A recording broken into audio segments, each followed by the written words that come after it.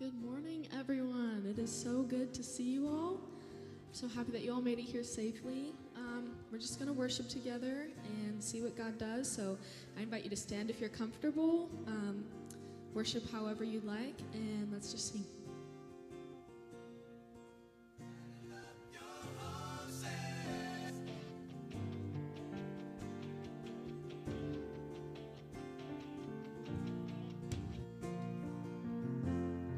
I've carried a burden for too long on my own.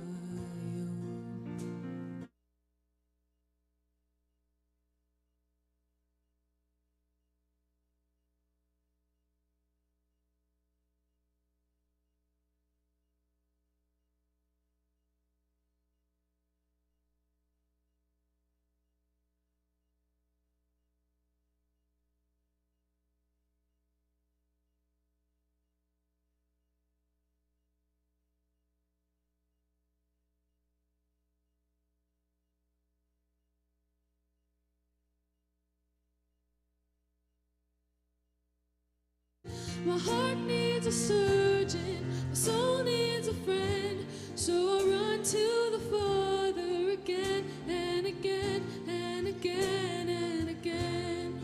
Oh, oh, oh. You saw my condition, had a plan from the start.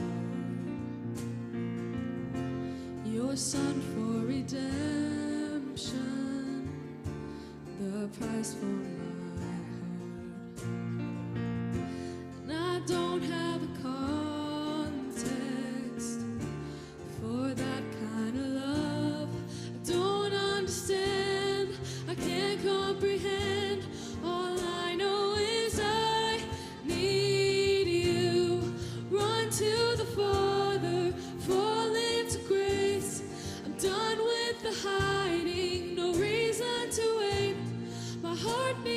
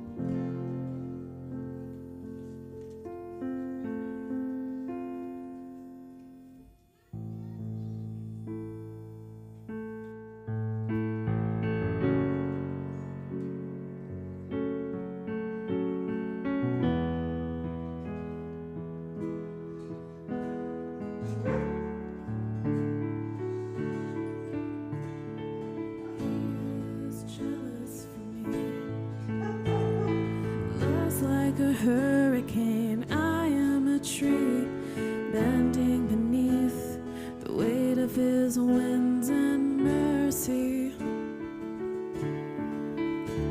When all of a sudden I am unaware of these afflictions eclipsed by glory, and I realize just how beautiful you are and how great your affections are for me.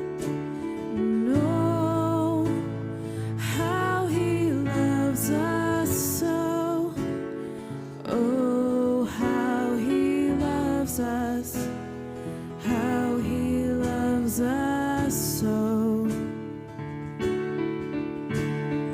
He is jealous for me. Love's like a hurricane. I am a tree bending beneath the weight of his winds and mercy. When all of a sudden I am unaware of these afflictions eclipsed by glory, and I realize just how beautiful you are and how great your affections are for me. And oh, how he loves us so. Oh, how he loves us. How he loves us so. Oh, how he loves us so. Oh, how he loves us. How he loves us so. We are his portion, he is our prize, drawn to redemption from the grace in his eyes. If grace is an ocean, we're all sinking. So heaven meets earth like a sloppy wet kiss, and my heart turns violently inside of my chest. And I don't have time to maintain these regrets when I think about the way he loves us. Oh, how he loves us. Oh, how he loves us.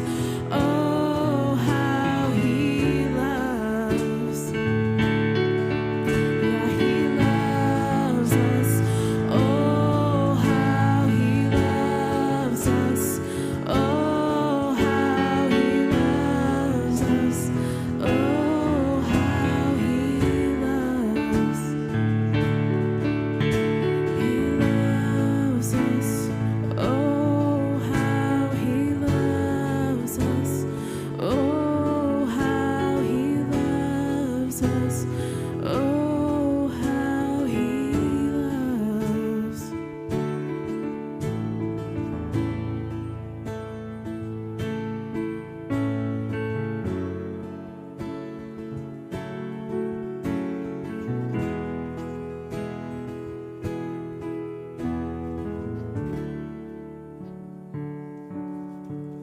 Hello, everyone. Something that I think we forget a lot is just how good God is. You know, we have sayings and we hear it all the time, and we embroider it on pillows and paint it and all these things, but when it comes down to it, how much of it do we truly believe? How much do we truly believe that he doesn't act outside of himself and that he's never going to stop being good?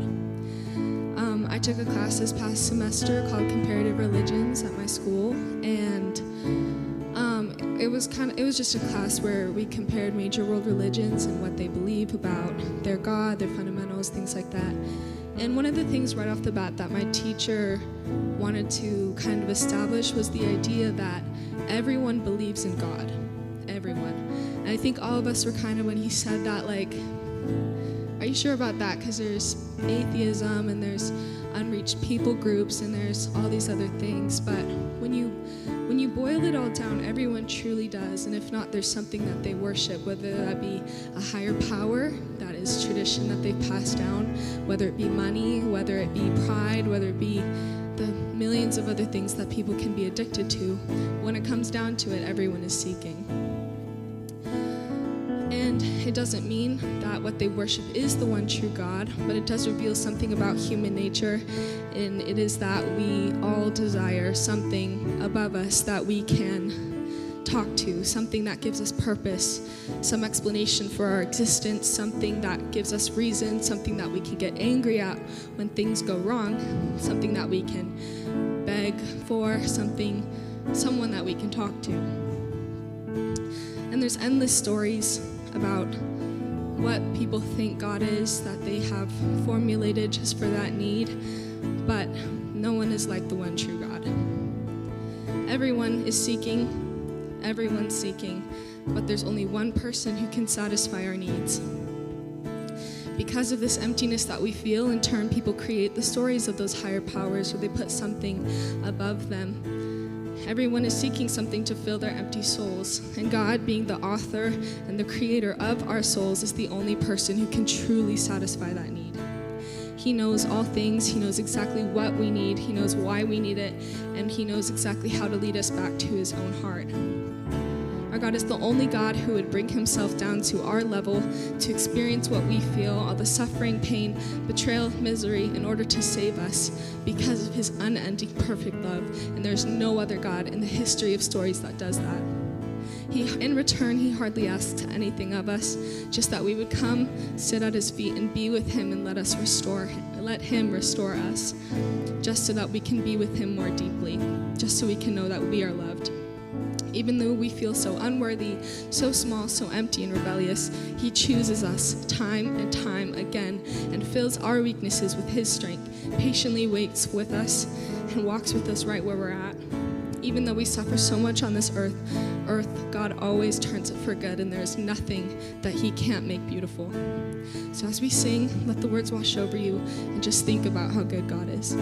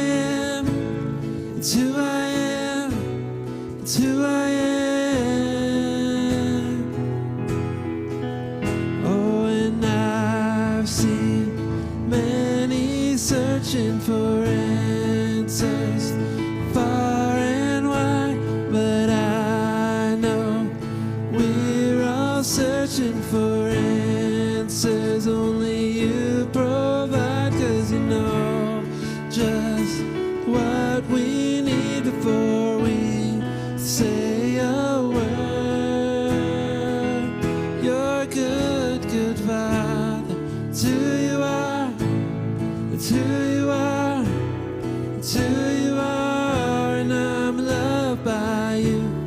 It's who I am, it's who I am, it's who I am.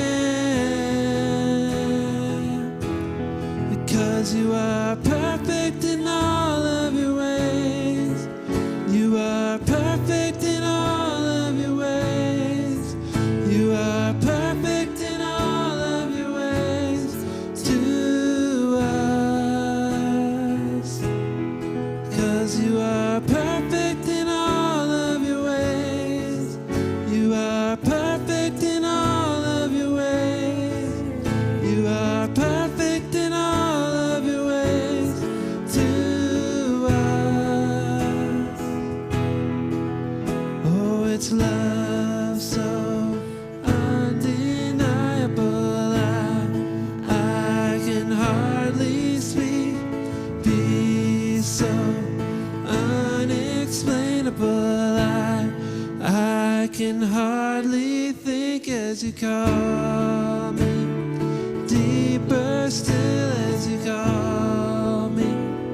Deeper still as you call me. Deeper still into love, love, love. You're a good, good Father. It's who you are. It's who you are. It's who you are. And I'm loved by you. It's who I am. It's who I am. It's who I am. You're a good, good Father. It's who you are. It's who you are. It's who you are. And I'm loved by you. It's who I am. It's who I am. It's who I am. You're a good, good Father. It's who you are. It's who you are. It's who you are. And I'm loved by you. It's who I am. It's who I am. It's who I am.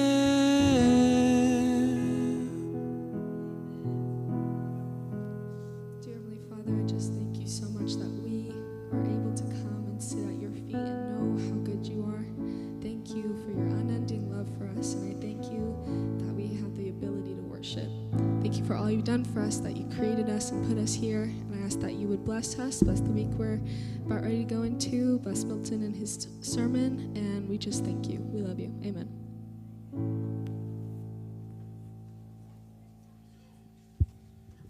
Good morning, everyone. Good to see your faces. Good. Welcome to the experience. We want to welcome everyone who's joining us online as well. And we're just so grateful that God has brought us together once again to worship him. And I hope your hearts are just feeling that connection with God as we sung these amazing songs. What a good, good Father that we serve. And I just hope those words just stick with you, not just today, but throughout the week. Okay, it's time for us to send our young ones back through the back door. Head on over to your classroom. Remember, parents, you do have to check them in and check them out. And we're just so grateful for our little ones. So have a good time. Have some fun. In the meantime, we're going to go through a couple of housekeeping items. Just make sure you know what's happening so that you can be informed.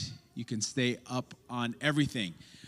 We want to not remind you, but let you know, several of our ladies are camping this weekend, and they're at their retreat, and I haven't heard anything, so I assume everybody's okay over there, but I did drop Denise off yesterday, and the camper was ready, and there was a bunch of them there, so it looks like they're going to have a good time. Pray for Denise. She's not a camper by nature, but she wants to become one, so she's taking baby steps towards it. So yeah, but I'm just so glad that they got that opportunity to connect with one another. And if you're a lady here and you want to get plugged into women's ministry, there'll be other events like that, so make sure you see the leaders as you do. I just want to take a moment. Last Saturday we had 2 more baptisms at our fellowship meal. And I just want to take a moment to just say thank you to God, how he's transforming lives. That's what's happening. People are connecting with him, and he's making a difference. And people are giving their hearts to the Lord and are starting to see the value of connection with God. And that happens because, we're laser focused on our mission and the mission that God gave us. So just in your prayer time, just throw up a thank you, Jesus prayer to thank God for what he's doing. And I want you to know that if you're in that moment in your life where you're thinking, I'd like to also maybe make that public declaration, just know that we got all kinds of hot tubs and pools all over the Treasure Valley that we can dunk you in. We got a nice river. It's not warm enough yet there, but we'll get you down in there if we have to. If you're ready to make that decision, let us know. You can write us at support@livetheexperience.org. Okay, next month's fellowship meal, the July fellowship meal, usually we have it on the first Saturday of the month, but it is 4th of July weekend, so we decided to push it to the second Saturday of the month. So just write that down, keep that in your calendar. And we are also going to be launching starting next month, a class we used to have before I was here called Welcome to the Experience. And this is a class for new people or people who need a refreshing, just to let you know what our church is, what we're about, what direction we have, what are our future plans, how the church works. And this is for people who are checking our church out. And we want to have this class every month for new people who are coming. And we're going to be having new people coming all the time. So if you've never been to one of these classes, even though you might be a veteran for a while, maybe you've been here, just know that we're going to have our first one next month. And I would recommend, even if you've been coming for a while, this would be a good class to come, just as a refresher to kind of know. We're also going to show you how giving works here and how ministry works and all the nitty-gritty details. Those of you who are detail people, you're going to love this class. So next month, right after the fellowship meal, we'll gather together and we'll go through it. It should be a quick class, but it should be very informative and hopefully inspirational as well. Okay, many of you know that every Saturday we have food in the kitchen that you can come and pick up and take home and use it for your own feeding, or you want to give it away as a blessing to someone, or you want to cook a meal and invite someone over. These are some great ways to use it. We got a whole lot of frozen meat in this delivery. And you know how it works with meat and freezing and thawing and all that kind of stuff. So whatever you don't take today, just know that we're going to have to toss it. So please take advantage of this, that it's here. We don't always get this much frozen stuff. So this is a good time for you to jump on board and, put it in your freezer. Save for 4th of July for that barbecue you're going to do. It's going to be great. Okay. Of course, we're always ready for volunteers. If you're ready to serve in any way, please let us know. This is how you get connected to your purpose. You jump into a ministry, you try it, you're like, I didn't like that. Kids are not my thing. Let me go over and try tech. No, Brian's too hard to work with. Okay, so let me try worship. Oh, yeah, there you go. Michelle, she's the sane one in the Yeager family. Let me work with her. You know what I'm saying? So you try this, and then you find your place, right? You find where God has you and where he can match your skills. So just know that every ministry, coffee ministry, children's ministry, we're starting a spiritual growth ministry here pretty soon. All these ministries need volunteers. Fellowship meal. So if you're ready to jump in, communications team. We're going to talk about that a little bit later. They all need volunteers. Support at livetheexperience.org. You can write us, say, hey, I'm ready to serve. We'll connect you with the leaders. Okay, and tomorrow, something really big is happening. Barefoot Media Ministries, KTSY Project 887, we have Parktacular. Parktacular. This is a free concert at Expo, Idaho, and this is a great event for you to bring somebody to. Okay, we got food trucks. We're going to have vendors. Of course, the music, obviously, right? That's the big thing, but this is a great, hey, let me invite my neighbor that we've been talking about getting together. This is the perfect event to bring your neighbor to. And then you go to the food trucks together, and you eat funnel cake together, and then you take your kids to the bounce houses together. You go and you sit inside and listen to the concerts together, and all of us, myself, I'll be there as well, and we're going to be giving T-shirts away. I mean, it's going to be a great event. Now, I know the weather forecast doesn't look good, but we moved everything indoors. So you'll be out of the elements, and you can just have a great time. So we really want to invite you to come tomorrow at the Expo Center. Is that the way you say it? Yes. And from 1 to 7. From 1 to 7. A great lineup of music. It'd be great to see you there. And come by the KTSY booth, and I'll be running around. Come say hi, and would love to experience this with you.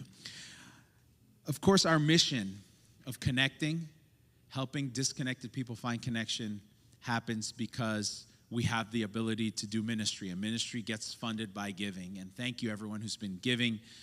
The giving has been pretty good, has been steady, and we want to continue to do that as we continue to grow as a church. So if you're ready to give or to continue giving, livetheexperience.org. There's a giving site there, and you can do it there, your tithes and your offerings. And thank you so much for everyone who's been so generous this year. All right, let's get our question up on the screen so that we can connect and talk a little bit. On a scale of 1 to 10, how busy was your week? and why. 10 being, I almost quit. 1 being, what does the word busy mean? Okay? All right, ready, set, go.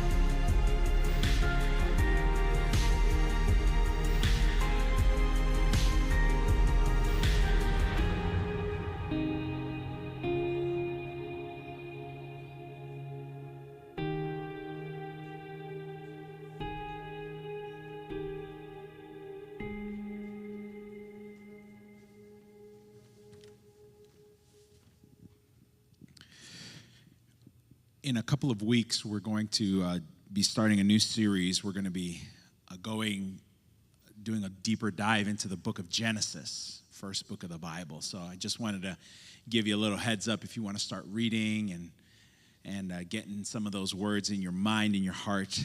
It's going to be a fun series we're going to go through. I want to invite you to prepare your mind for it. I was at Urban Fox last month. Highly recommend this place. They have this little coffee like that big called Short and Sweet. Do I need to say anything else? It's amazing. And I was meeting with a parent and her junior high child, and he had all these questions that he wanted to ask me. You know, pastors kind of get the reputation like if there's questions about God, pastors know the answers. Okay, sometimes I'm not the kind of pastor who is going to fake an answer. If I don't know, I'm just going to say I don't know, and I know that disappoints people. But if you think about it, I mean, we're talking about God here, like creator of the universe. You heard of him, right? All-powerful, did all those miracles in the Bible, that God. And like to think that one person can figure God out is kind of ludicrous in my mind. But, I'll give the best answer I have or the best I don't know that I have. And so this junior high kid starts asking me questions about creation, about dinosaurs, about exorcisms. I mean, just everything, like all the questions you could think of, he asked them. And I told him what I thought. And then he had one question that I thought was just awesome, which was this. He said, and I have to paraphrase because I don't remember the exact words, but it was basically, why doesn't God just completely show himself, and show that he's here and that he's real and that he's powerful in some physical manifestation? Because if he did that, wouldn't all of us just like believe and follow and do the right things and give ourselves to him and surrender and all that stuff? I don't like smart children. Because they make it hard, but this is a great question. And it came to me. It came to me, the answer. And I think this is the answer. The answer is because there is no evidence that has ever worked. There's no evidence that has ever worked. I mean, read in the Bible. How many times did God come through in a huge, miraculous, big way? I mean, think about the story of Exodus, right? The Egyptians and the Israelites, and they get out, and the Red Sea gets parted. I mean, hello, a whole ocean came apart. And people walked on dry land, and there was a column of smoke and a pillar of fire. I mean, do you guys see columns of smoke or pillars of fire around here in Meridian? No, you're not seeing that, but they saw it, right? And when they were hungry and they wanted food, I mean, God sent bread from I don't know where, and it was on the ground, and they could get it, and they could get as much as they needed, and they could eat, right? And the next day it was there again.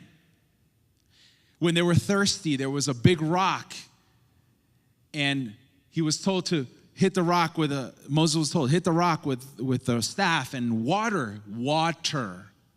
In the middle of a desert, water came out of a stone. God demonstrates all his power. Earthquakes, lightning, I mean, everything. And all of that happens, and the people still rebelled against God. They made an idol. They said, take us back to Egypt. We'd rather be in slavery than be with God. There's no evidence that humanity responds positively, long-term, to the major miraculous movings of God.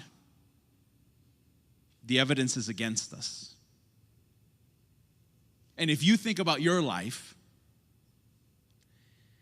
you know that God has moved in your life and you have said, You've shrugged your shoulders. Why? Because truly, we know the weakness that we have.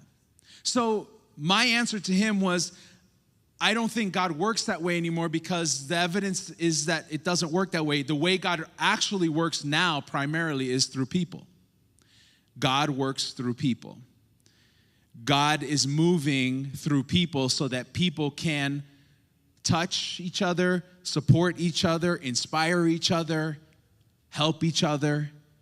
God works through people. I experienced that. I've experienced God working through people. I experienced it this week. And I call these moments where God works through people, I call them God sightings. Is that working? Yeah. All right. This is when we see the movement of God in others and in ourselves. God does his thing in others around us, and we notice it. These are God sightings. And I really, when this happens, I don't know why I keep getting surprised by this. Because look what God says in Philippians 2:13. For God is working in you, giving you the desire and the power to do what pleases him. I mean, it's right there. It's the promise that God is working in us.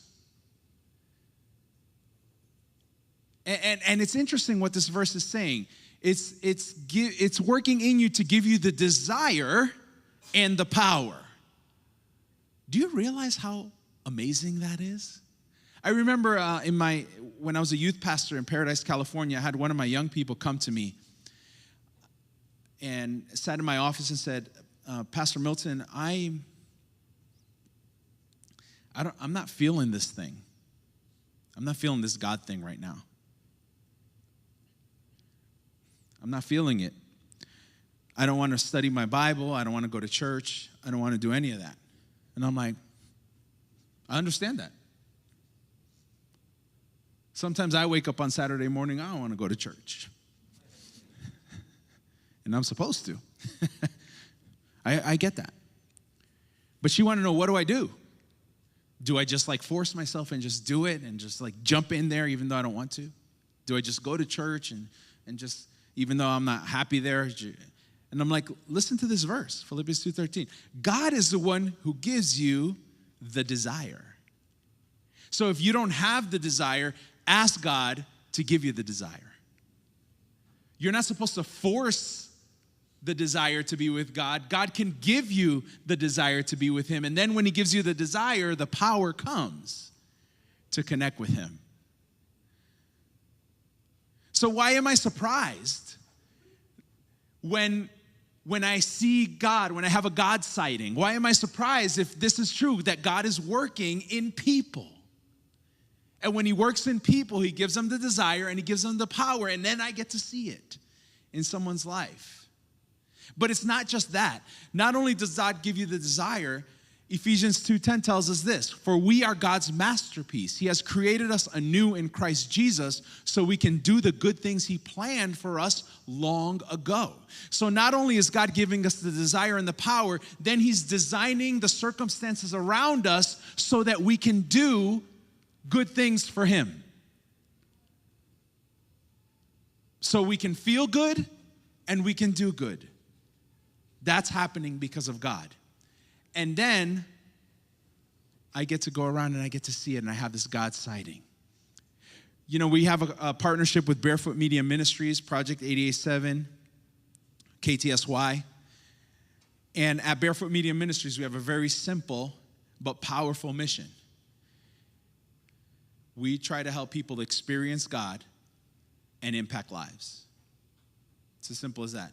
Experience God and impact lives. Because if you experience God and he gives you that desire, you will go out and impact lives by your life, by living according to what God is doing in your heart.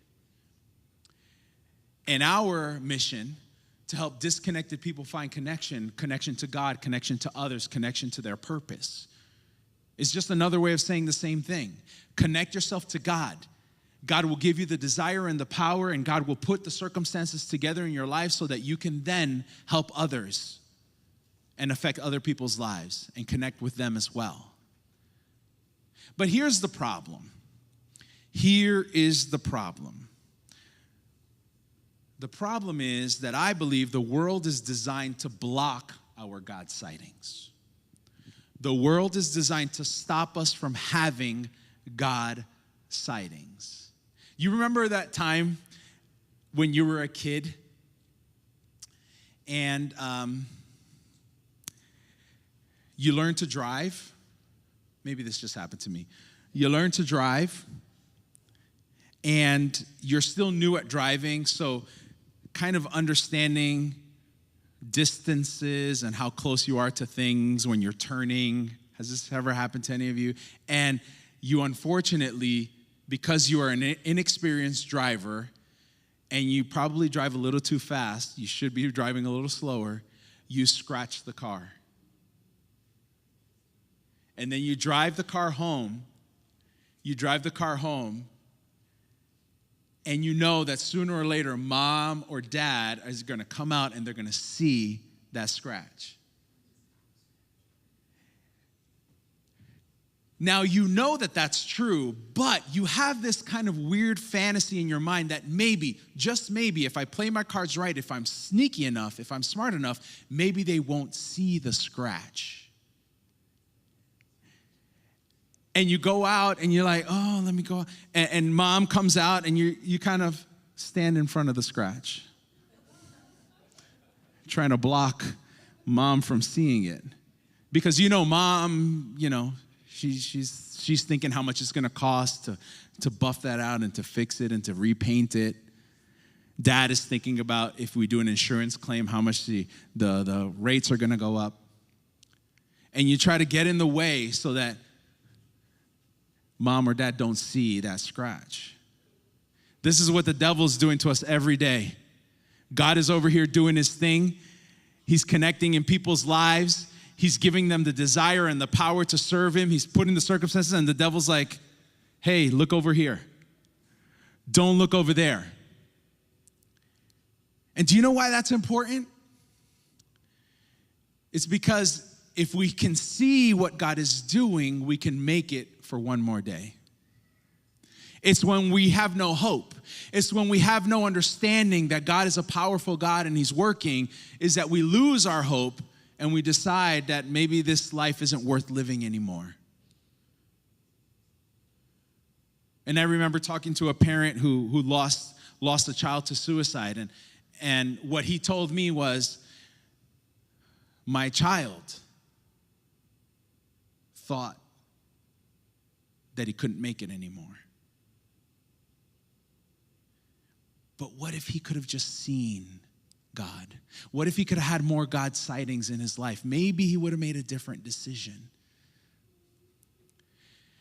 And so if this is true, that God is working in us, and that God is giving us the desire and the power to serve him, and that he's putting together the circumstances of our lives so that we can do things for him that give him honor and glory and transform lives, then that means that our best opportunity, our greatest opportunity to have God sightings is each other. Because God is working primarily through people. So we are going to see God through people. And I want to tell you today, standing here in front of you, to letting you know that your pastor is a mere mortal. I'm just a guy. And I had a horrible week this past week. It was a tough week. It was a challenging week. But it was the God sightings that I had during the week, in the midst of all the junk, in the midst of all of that, it was the God sightings that pulled me through and got me to the place where I can stand in front of you today, truly grateful to God for the week that I had. The awful, horrible, junky, poopy week that I had. And I want to share with you some of these God sightings and what I learned through them. One started with a lunch that I had with a friend. And this is a friend that I've been getting together with for a while. And he has some challenges. He has some challenges that he's been going through. And he was telling me how God, in the middle of the challenges, has been teaching him things about his life and about his relationship with God. To the point where he called me one day. This was before we had lunch. He called me one day. He's like, hey, I'm really struggling with this. I'm really struggling with that. And I'm like, okay, I'm going to pray for you. And I pray. And then we had scheduled the lunch, right? We had scheduled the lunch. And we saw each other before the lunch. And he told me, I'm like, hey, we're going to have lunch. He's like, oh, yeah, but God is already doing stuff. And I'm like, God, can't you just wait for the lunch? Like, we had that on the schedule. And God's like, sorry, dude, I'm working. I'm doing my thing. And it was in hearing his story that I realized that this is what I learned. God is in the transformation business. God is in the business of changing things. And if you're looking for transformation in your life, there's no better place to put it than in the hands of God. And so many of us were like, oh man, if this could be different. Oh man, if that could be different. Oh, if my relationship could be stronger. Oh, if I could be a better parent. Oh, if I could lose weight. Oh, if I could exercise more. All these things are transformations that you want to have. And if you want to have those transformations, trying to do it yourself is not going to be successful. Put it in the hands of God, because he's in the transformation business. See, what I was taught when I was a kid is that transformation is on you. It's on you. You want to be with God? Fix yourself. And you're just like, oh, okay, fine. Okay, all right. I got to stop cursing. Okay. That's going to be hard. Darn it. Oh, damn. And you just fail over and over and over. And instead of it becoming a moment of celebration and transformation, it becomes a moment of just frustration because you don't have the power to make it happen. I love the part of my job, this part of my job where I see people's lives transform. Because what we were taught in my early Christian experience, when people want to give their lives to the Lord, what pastors usually do is they say, okay, you want to be baptized? That's awesome. We love that you're going to be baptized. Okay, but first, before we can dunk you, there are these 6 things that need to change. Whatever they are. Okay, you smoke. You got to stop smoking before you get baptized. Okay. Okay, good. I'll do that, Pastor. Okay, great. You have to stop drinking before. Oh, okay, Pastor. I'll do that too. All those earrings that you have to, to the point that once I baptized someone who had a tattoo, and he asked me if it was allowed for him to be baptized because he had a tattoo. And I'm like, I haven't read anything about tattoos in the Bible, so I think we're good. And that's what I learned. What I learned is that you fix yourself before you have to come to God. And God is saying, stop trying to fix yourself because you can't do it anyway. Just come to me, and whatever transformation I need to do in your life, I'll do. And now I get to see the power of the Holy Spirit, people coming to me, and I don't tell them anything. I just point them to God, and I just read the word with them, and I just help them, and I'm there for them, and I listen to them, and then they come and they say like, hey, Pastor, something interesting happened last night. I was kind of at home, and I was reading my Bible, and all of a sudden I just felt like this part of my life needs to be different. And I'm like, really? Okay. Well, let's talk about that. Let's pray through that. And all the pressure's off. The pastor doesn't have to manipulate people anymore. Isn't that wonderful? And people are just transformed because God is in the transformation business. Then, It's obvious right here. Ezekiel 36:26. I'll give you a new heart. I'll put a new spirit in you. I'll take out your stony, stubborn heart and give you a tender, responsive heart. Does anybody want this in their lives? This is me, the first part. The stony part, the stubborn part. That's me, and I want the kind and the gentle part. And I can wake up every morning, look in the mirror and say, Milton, today you are going to have a tender, responsive heart. You hear me, dummy?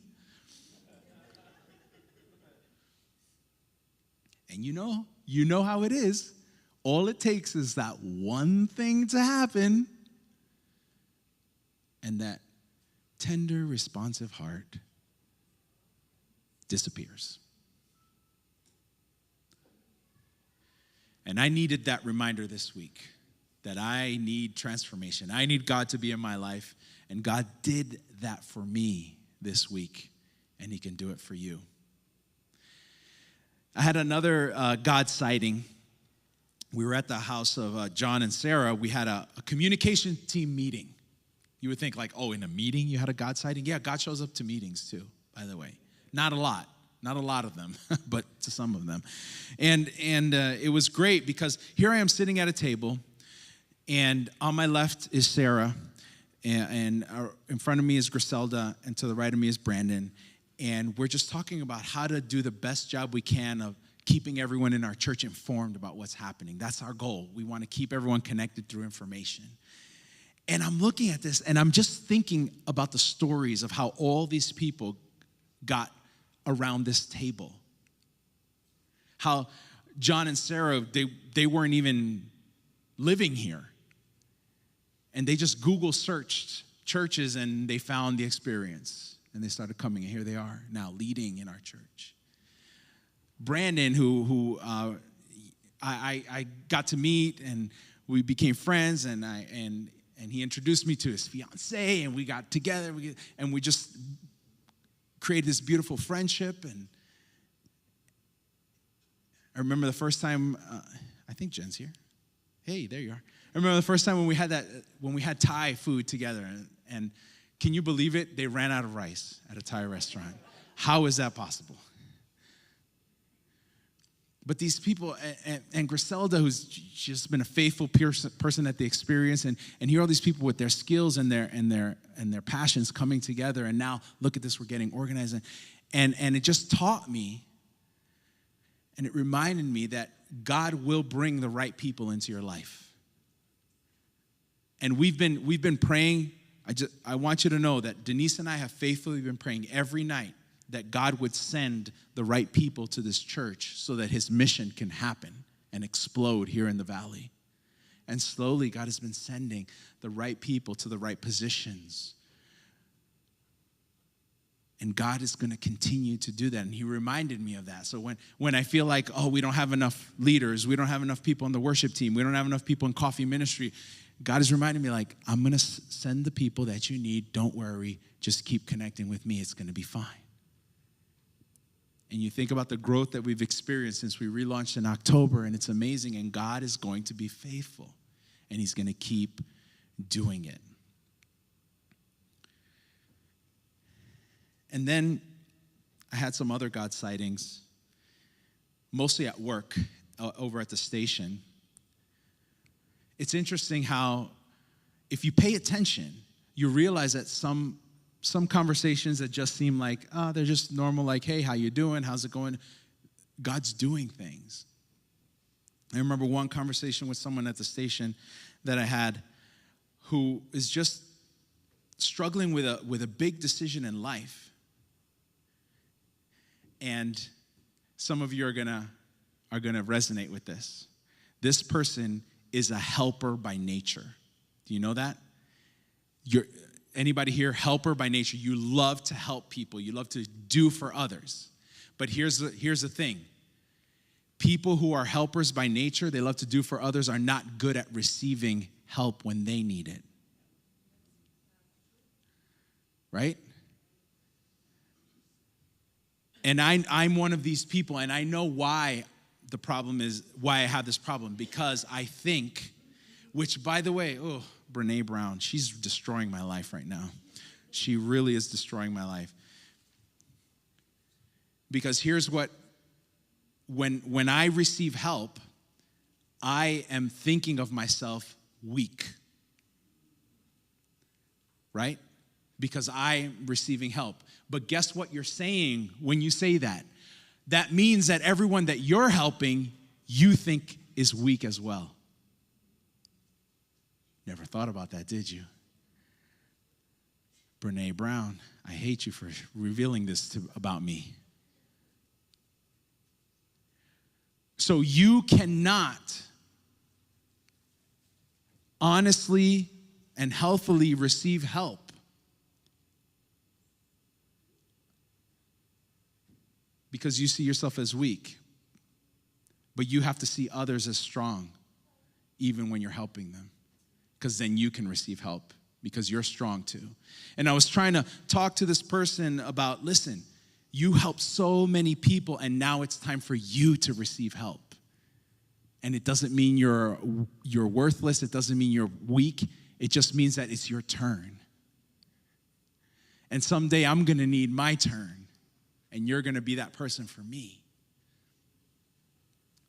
And here's what these conversations, I have others like that with other people who are struggling, and they come and they talk to me because I'm the chaplain. I'm there to support people spiritually. But here's what it taught me. We need each other. We need each other. If we're going to make it through these challenges, we're going to need to be there for each other. Look what Jesus said in Matthew 18:20. For where 2 or 3 gather together as my followers, I am there among them. So when we come together, the very presence of God is there. And that's when we can see him. So we need each other. So I'm going to challenge you this week. I'm going to challenge you to try to have some God sightings. But you're not going to be able to have God sightings without connecting with people.